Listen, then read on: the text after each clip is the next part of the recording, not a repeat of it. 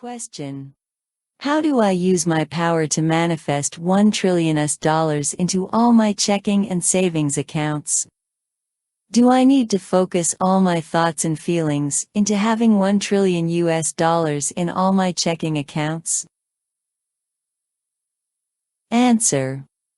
If the idea of manifesting that money into your bank account resonates with what you are creating from within you, there is then nothing to do other than acknowledge this want itself. It will come to manifest. Unless you believe that you must go about it a certain way, such as focusing your thoughts and feelings into it, then do what you believe works for you. Now, your thoughts and your emotions can create to some extent. However, they're not the main factor which creates your reality. Your perception is what creates all of your reality. Your perception includes your beliefs, the strength of your beliefs, your thinking process, your drive, your motivations, your trust in yourself, and in your ability to create what you want. To just think, feel, and imagine won't do much if you don't believe in yourself and in your ability to create this you want. For example, many of us want a lot of money and will try everything. However, underneath this want, we sabotage ourselves, for we don't really believe that we deserve, or that we can manifest such amount of money for ourselves. Question. Can I change the past? Let's say, for example, I choose to be born while World War II is happening, and I try to kill Hitler. Can I do that? Answer. All timelines exist simultaneously. However, all timelines change in their own development. At the same time, different versions of any given timeline are continuously being created. Thus, you could choose to be born in the World War II timeline. However, you'd be born in a different version of the World War II that we know and are familiar with. You could kill Hitler. But you'd be killing an alternate version of the Hitler that we know. Thus, killing him would not affect our timeline.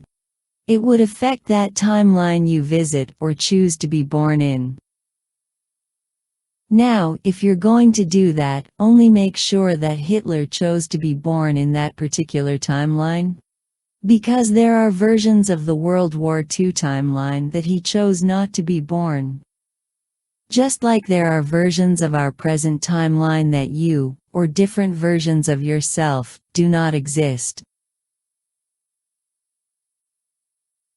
Question. It's been said that a soul cannot be scattered in different bodies at the same time, natural or cloned. What's your thoughts on that? Answer. The individual's consciousness holds many different aspects of itself. These are your alternate selves who are continually alternating position with you, the primary self.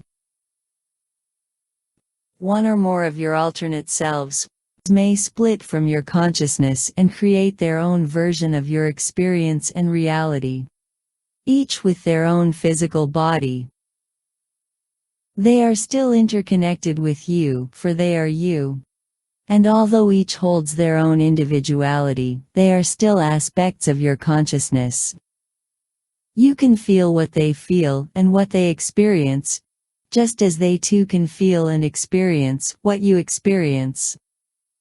And just like the other focuses belonging to your essence, their experiences become also your experiences, and vice versa.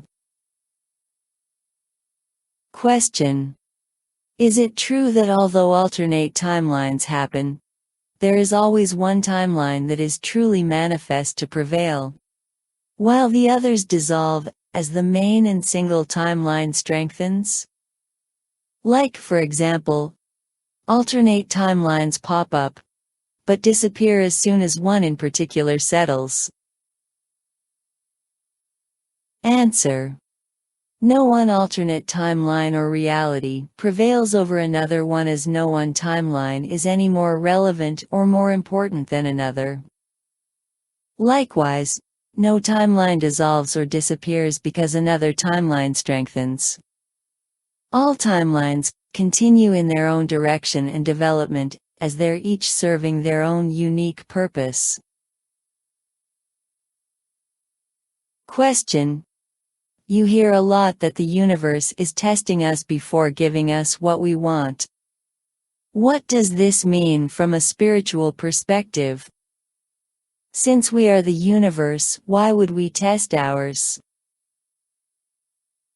Answer: it's all perspectives and ideas that people come up with, which in turn create more separation within self. There is nothing that the universe can give you that you cannot give yourself. For you are the universe. You are one with it all. In the same manner, nothing and no one is testing anyone. This is not a school or a testing ground. Nor are you here to learn anything or become something that you are not already within you. Again, it's all just ideas and beliefs that people generate through time, given their inability to understand what they don't know. However, within each and every one of us, we already know and understand everything. We know who we are and what we're capable of. Question: when all these decisions are being made before we come to this reality, is a guide helping us out and giving us advice, or are all choices made by us? Answer: contrary to what we are told, and what many choose to believe, it is you making all of your choices, all your decisions, when planning your next life and experience.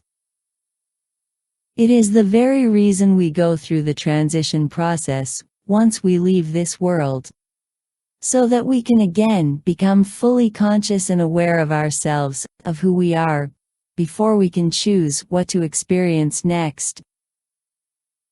Therefore, you won't need any help or assistance to choose what to create for yourself, because you already know what you want and how to go about your choices and your creations. The only time you would need assistance is after you die. The reason being is that after death, many people experience confusion. Thus, you may ask for assistance, whether it's from your essence or other essences.